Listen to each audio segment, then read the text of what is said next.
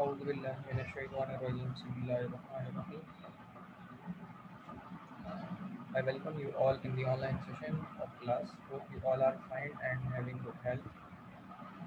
We start today's session with the recitation of Holy Quran.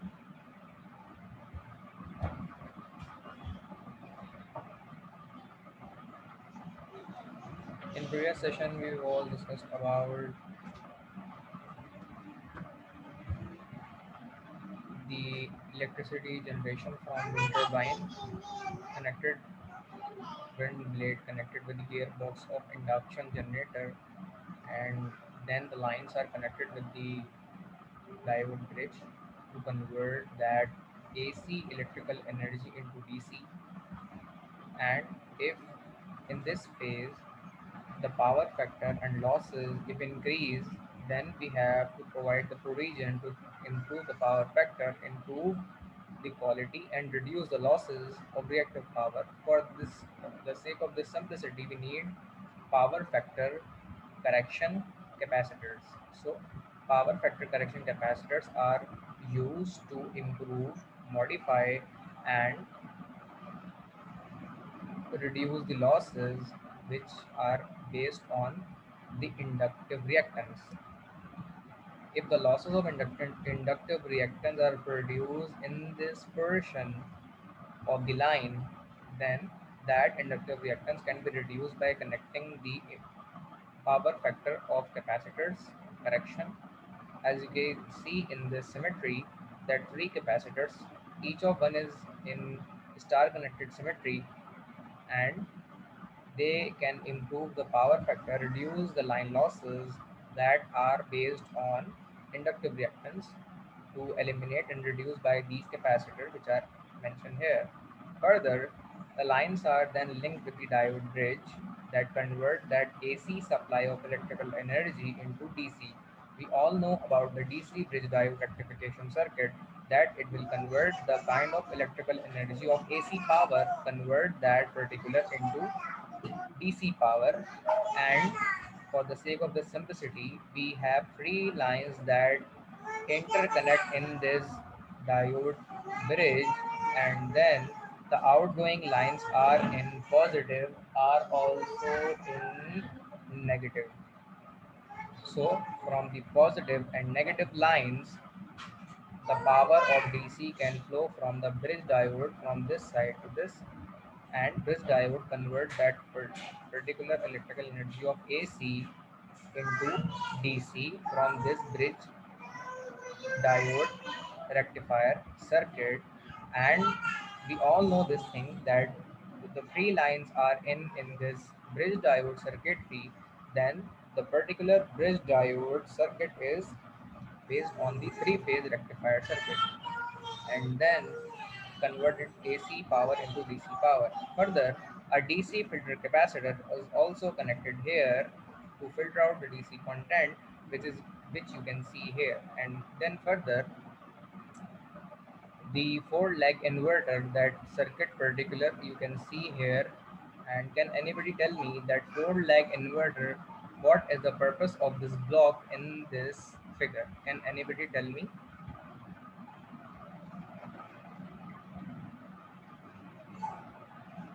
what is the purpose of this inverter block? Okay, I'll tell you guys that inverter block is a kind of block that convert AC electrical energy into DC electrical energy into AC electrical energy.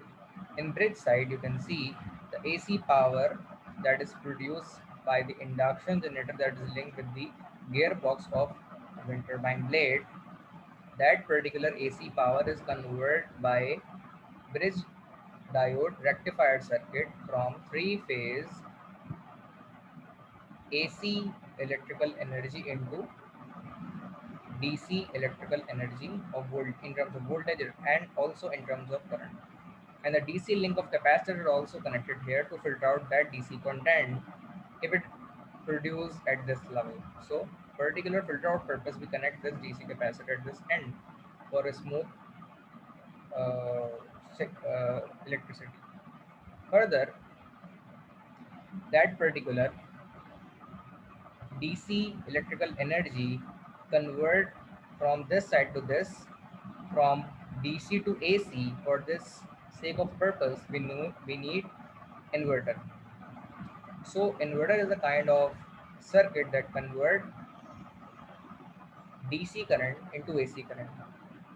Because in the upcoming phase you can see a transformer is connected here, and transformer need only and only AC current signal, and we all know that DC is not work on AC transformer. So the main reason is to convert from DC into AC is to link with the transformer, because DC cannot work on the circuit of transformer.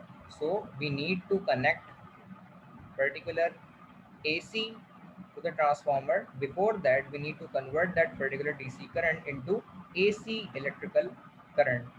So for this purpose, we need to use an inverter circuit. Inverter circuit convert DC current into AC current, and then lines, you can see the four lines of transformer connected with the transformer from inverter transformer, and then this is the primary side of transformer, and this one is the secondary side of the transformer. After the connection of transformer, we can combine, synchronize, interconnect. All the terms can be suitable to connect the transformer to grid. And can anybody tell me what is the meaning of the block grid here? Can anybody tell me about this? What is the meaning of grid here?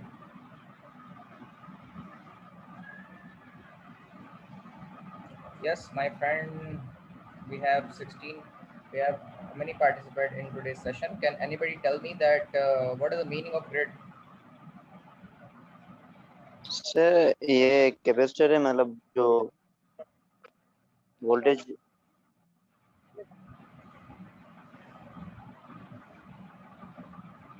जी जनाब बोलें। मैं capacitor का तो नहीं पूछ रहा। अच्छा, बहरहाल कैपेसिटर का जिक्र हुआ है तो मैं यहाँ बताता चलूँ कि ये जो कैपेसिटर लगे हुए हैं ये पावर फैक्टर इम्प्रूवमेंट के लिए लगे हुए हैं, और रिएक्टिव मेटल के जो लॉसेस हैं उन्हें एलिमिनेट करने के लिए हमने यह कैपेसिटर लगाया है। अच्छा, ये कैपेसिटर जो लगा हुआ है ये हमारा किस लिए लगा हुआ है? सर ये जो डीसी आ रही है उसमें पल्सेटिंग वेव्स जो है ना उसको वो करने के लिए, स्टॉप करने के लिए सर। जी जनाब।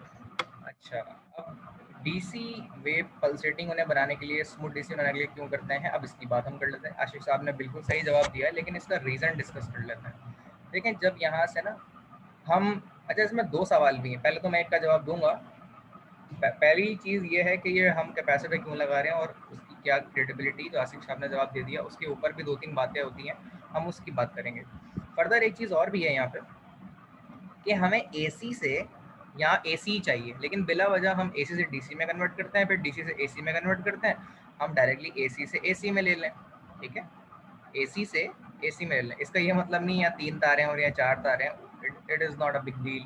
ये 3 तारों के ऊपर भी काम हो जाएगा, लेकिन सवाल समझिए ज़रा गौर से। यहाँ से हम एसी में दे रहे हैं और यहाँ से हम एसी में ले रहे हैं, तो ये डायरेक्ट तार एसी से एसी में आ जाती। हम बिला वजह एसी से डीसी बना रहे हैं ब्रिज डायोड से, फिर इन्वर्टर से उस डीसी को एसी में कन्वर्ट कर रहे हैं, और फिर उसे ट्रांसफार्मर में एसी में कन्वर्ट करने के बाद डायरेक्टली ट्रांसफार्मर से कनेक्ट कर रहे हैं। एसी से डायरेक्टली यहाँ कनेक्ट कर देते हैं, ये दूसरा सवाल है, ठीक है। इस पर ज़रा सोचें, फिर मैं पूछूंगा इसके बारे में। मैं पहले सवाल पर दोबारा से आता हूँ। कोई चीज़ ऐसी अब तक किसी की समझ में अगर नहीं आई हो, if you have any kind of question query regarding today's session, please feel free to ask. I will answer the kind of question, and if you have even the kind of query in previous session as well, you can discuss at this moment. I can also answer the kind of question and resolve your queries. If you have the kind of question, please ask. Otherwise, I continue my today's session. Okay. Further, we have discussed about that why we need to connect this capacitor. That is, we called pulsating conversion of DC, ripple content elimination of this capacitor of circuit, and smooth pulsating बनाने के लिए इसको हम connect करते हैं, और ripple content ख़त्म करने के लिए भी इसे हम कैपेसिटर को कनेक्ट करते हैं। आशिक साहब ने इसका जवाब दिया था बिल्कुल। अब लेकिन सवाल ये उठता है, तो वो रिपल कंटेंट आ क्यों रहा है? तो इसका जवाब सुने। जब हम कन्वर्ट करते हैं एसी से डीसी में, तो डायोड एसी के करंट को डीसी के करंट में कन्वर्ट कर देता है, लेकिन इसमें कुछ 5% से लेके 3% तक एसी कंटेंट बाकी रहता है, जो कि रिपल का बाइस बनता है। रिपल रिपल क्या होते हैं, कोई बताएगा? रिपल क्या होता है? ये रिपल होता है जनाब। सर वो प्योर डीसी नहीं होती, उसमें कुछ कुछ एसी के कंपोनेंट्स रह जाते हैं सर उसमें। जी जनाब, तो वो प्योर डीसी नहीं होती, बल्कि कुछ कंटेंट रह जाता है। इस ये जो रिपल कहलाता है ना, देखिए रिपल, ये रिपल हल्के हल्के से कुछ साइकिल्स बने रहते हैं। अच्छा, डीसी का करंट हम जानते हैं कि डीसी हमारा बिल्कुल स्ट्रेट होना चाहिए। ये हमारा एसी है। एसी अगर आप थोड़ा गौर से देखें तो कुछ ऐसे होता है, सम काइंड ऑफ थिंग। अच्छा, मेरी राइटिंग थोड़ी गंदी है इसमें, लेकिन बहरहाल ये सिग्नल जब हम डीसी में कन्वर्ट करते हैं तो हम चाहते हैं कि ये ऐसे बन जाए, समझ रहे हैं ना? हम चाहते हैं कि ये इस तरह से डीसी बन जाए, लेकिन ये एसी डायरेक्टली इस तरह का डीसी नहीं बनता है स्ट्रेट लाइन में। इसमें थोड़ा बहुत कंटेंट रह जाता है जो हमारा एसी का होता है। तो उस मकसद के लिए इस पल्सेटिंग डीसी को स्मूथ डीसी बनाने के लिए हम फिल्टर कैपेसिटर लगाते हैं, ताकि रिपल कंटेंट, ये जो रिपल है ना, ये रिपल, ये मेहराबों का शेप जो आप देख रहे हैं, ये ख़त्म हो जाए। उस मकसद के लिए हम यहाँ पे एक फ़िल्टर कैपेसिटर लगाते हैं, जो कि एसी कंटेंट अगर आ जाए तो उसे एलिमिनेट करने में मददगार साबित हो। क्या ये बात सबको समझ आ जाती है मेरी? कोई मुश्किल चीज़ तो नहीं है भाई? Yes sir. ठीक है, बाकी लोग भी जवाब दे दें। अगर कोई सवाल किसी के जहन में है तो।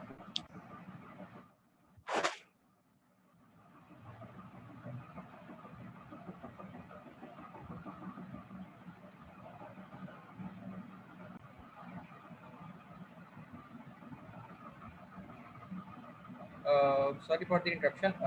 रिकॉर्डिंग हो रही है, नज़र आ रही है आप लोगों के पास? नजर आ रही है। रिकॉर्डिंग नज़र आ रही है? Okay, sorry for the interruption. मेरे एंड पे आज नेटवर्क का बहुत ज़्यादा मसला हो रहा है, उसके लिए मैं बहुत माजरत खाऊँ आप लोगों से। अमूमन इस तरह का मसला नहीं आ रहा होता, लेकिन आज कोई भी वेबसाइट नहीं चल रही है मेरे तो लैपटॉप पे, और बहुत बुरा कनेक्शन है आज। तो जनाब, हम कंटिन्यू करते हैं सेशन को। अच्छा, मैंने ये सवाल का जवाब दे दिया था कि हम क्यों इस कैपेसिटर को लगाते हैं और रिपीट कंटेंट को किस तरीके से। अच्छा, दूसरा सवाल क्या था मेरा, कोई बताया? सर ग्रिड का था कि लास्ट में जो ग्रिड है वो क्यों यूज किया गया है। जी रिपीट करिएगा।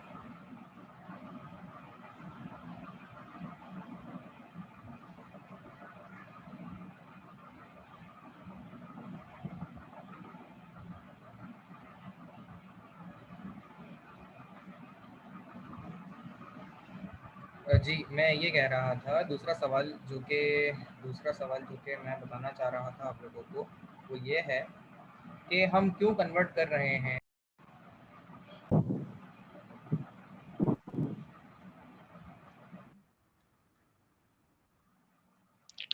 जी, पर मैं ये पूछ रहा था कि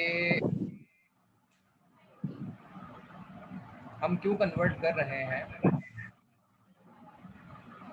एसी से डीसी में एंड देन डीसी से एसी में। हम डायरेक्टली एसी से एसी ही यहाँ पे दे दें, तो इसका क्या जवाब है? सर ट्रैवलिंग पर्पस के लिए सर जो एसी है लाइन उसमें लॉसेस उसमें लॉसेस एसी जो में है ना बहुत ज्यादा बढ़ जाएंगे सर। डीसी में कम होते एसी हैं में लॉसेस सर इस वजह से, क्योंकि उसमें जी कोई और बताए?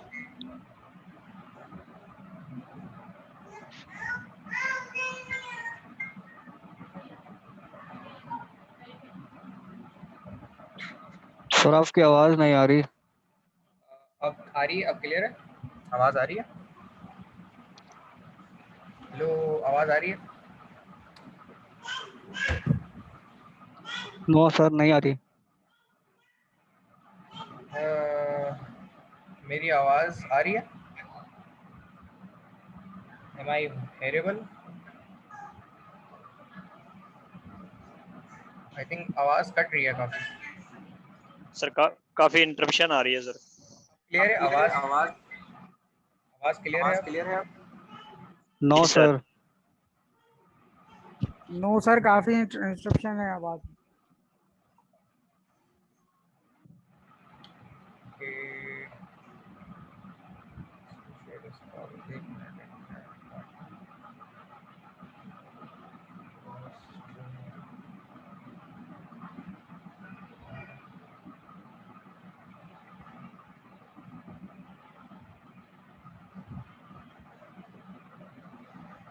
जी मेरी आवाज अब क्लियर आ रही है?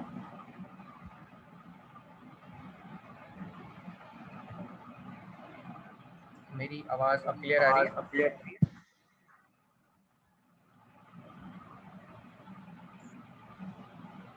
जी मेरी आवाज क्लियर आ रही है?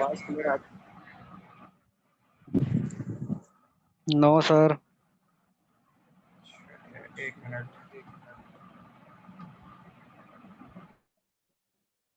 सर ऐसा लग रहा है बीच में कोई गिटार बजा रहा है. अच्छा जी अब क्लियर आ रही है मेरी आवाज? अब तो सराउंडिंग साउंड के साथ आ रही है.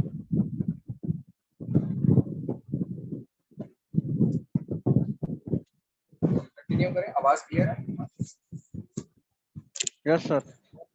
जी सर. ओके. तो मैं ये बात बता रहा था तो जनाब यहाँ पे कि जब हम कन्वर्ट करते हैं एसी से डीसी की तरफ और डीसी से एसी की तरफ, तो उसका रीजन ये होता है क्योंकि हमारे पास जो एसी मिल रहा होता है उसे एडजस्टेबल और वेरिएबल बनाने के लिए, वेरिएबल डीसी बनाने के लिए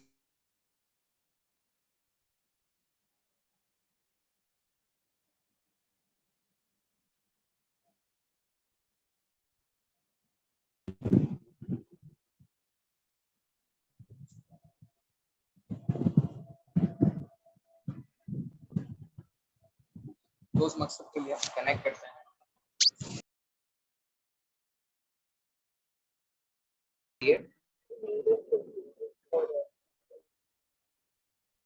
उस मकसद के लिए हम कन्वर्ट करते हैं एसी से डीसी की तरफ एंड देन डीसी से एसी की तरफ. इससे हमें adjustable AC current, AC signal हासिल होता है. इस मकसद के लिए हम कन्वर्ट करते हैं एडजस्टेबल डीसी के पर्पस के लिए. फर्दर हम नेक्स्ट स्लाइड पे आते हैं. तो अगर आप यहाँ पे देखें हमारी इलेक्ट्रिकल एनर्जी जो प्रोड्यूस हो रही होती है, हमारी इलेक्ट्रिकल एनर्जी प्रोड्यूस हो रही होती है रिन्यूएबल के एस्पेक्ट में. अगर हम बात करें रिन्यूएबल के एस्पेक्ट में, अगर हम बात करें इलेक्ट्रिसिटी हमारी प्रोड्यूस हो रही है टरबाइन से, सोलर से. ये हमारे बहुत सारे पर्पस हो सकते हैं इलेक्ट्रिसिटी प्रोड्यूस करने. ठीक है, यहाँ तक कोई डिफिकल्टी किसी के जहन में हो तो पूछ लीजिए. हम आगे चले. यहाँ तक कोई सवाल किसी के जहन में हो तो पूछ लीजिए. सर ये डिफरेंस थोड़ा बता दें रिन्यूएबल का और नॉन रिन्यूएबल का सर. जी दोबारा सवाल पूछें. सर मैं ये कह रहा था कि ये रिन्यूएबल और नॉन रिन्यूएबल जो है ना, इसका सर डिफरेंस थोड़ा सा बता दें कि हम कैसे इसकी पहचान कर सकते हैं सर. अच्छा. रिन्यूएबल की पहचान है और जो नॉन रिन्यूएबल की पहचान है वो किस तरह से होगी. वो बहुत सिंपल है, आसान है. अगर आप थोड़ा गौर करें यहाँ पे तो देखें वो एनर्जी जो कि हमारी अनइंटरप्टेबल वेज में और विदाउट कार्बन एमिशन के जरिए से हमें हासिल हो रही होती है और वो सोर्स होती है. जिस तरह सन इरेडियंस से हमें हासिल हो रही है सोलर के जरिए, सोलर एरे के जरिए से, that is the renewable energy. और इसके अलावा जो कि हमारी विंड टरबाइंस में मिल रही है हवा के ज़रिए से, जिसकी टरबाइन के ब्लेड विंड के मूव करते हैं, उसके नतीजे में जो हमारी इलेक्ट्रिसिटी प्रोड्यूस हो रही होती है उसके नतीजे में हमें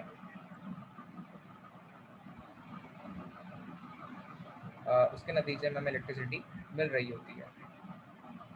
अब इससे होता यह है कि हमारी जो रिन्यूएबल एनर्जी है जो हमें विंड से मिल रही है, विंड के अलावा जो दीगर हमारे रिसोर्सेज हैं उनसे हासिल हो रही है। विंड के अलावा रिन्यूएबल एनर्जी के रिसोर्सेज कौन से होते हैं?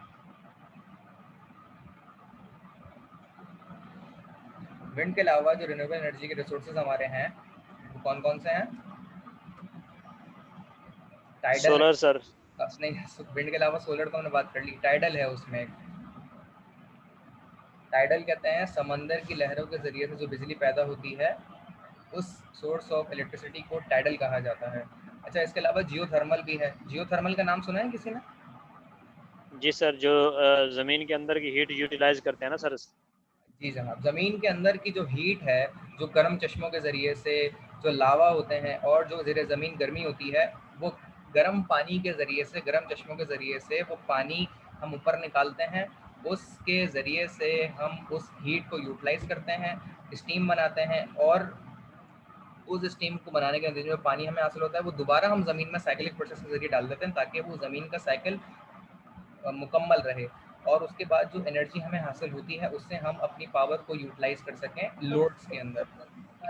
तो ये, लेकिन जो जियोथर्मल का तरीका है वो बहुत एक्सपेंसिव और रेयर है क्योंकि हर जगह पे गर्म चश्मे अवेलेबल नहीं है और हमें हर जगह पर ज़मीन की गर्मी मिलना मुमकिन नहीं भी है, तो ये रेयर कंडीशन है।